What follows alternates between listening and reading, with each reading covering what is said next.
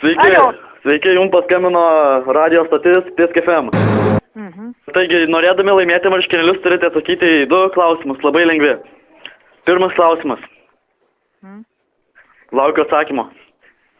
O kokį klausimą? Antras klausimas. Kokiais metais buvo sukurta ši daina?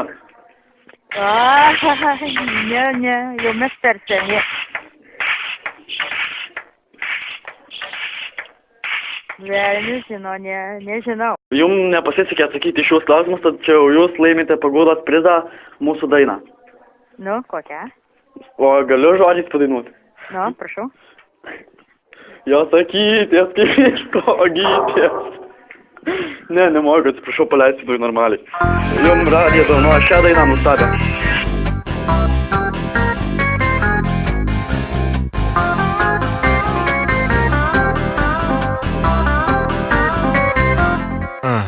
Yeah.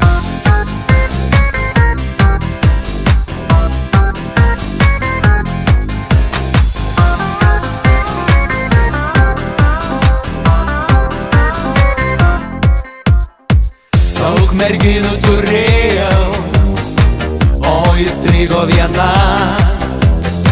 nors jį vaikšto visai šalia, bet neprieinama. Kiek dėl to nustatų nemėgota, iki šiol pasakyti sunku. Kiek dienelių jaunų atiduota ir praleista progų įvairių. Jos sakytės kaip gėlytės, oi mergytė, jos dantukai lyg perliukai, aš negaliu. Jos lūpytės kaip uogytės, oi mergytė, jos širdelė kaip liepsnelė, aš ją myliu.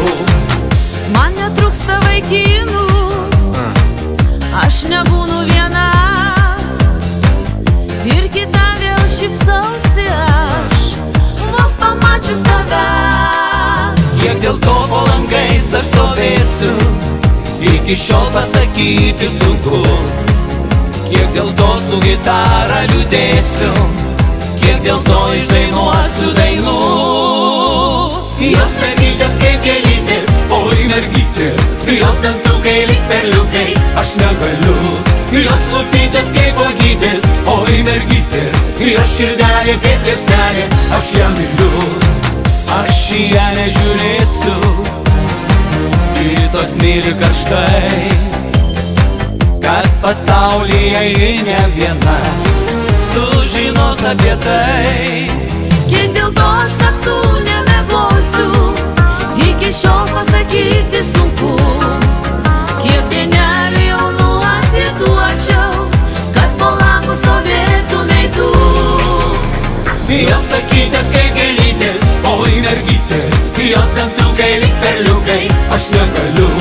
Jos lūpytės kaip uogytės, oi mergytė, jos širdelė kaip liepsnelė, aš ją myliu. Jos sakytės kaip gėlytės, oi mergytė, jos dantukai lyg perliukai, aš negaliu. Jos lūpytės kaip uogytės,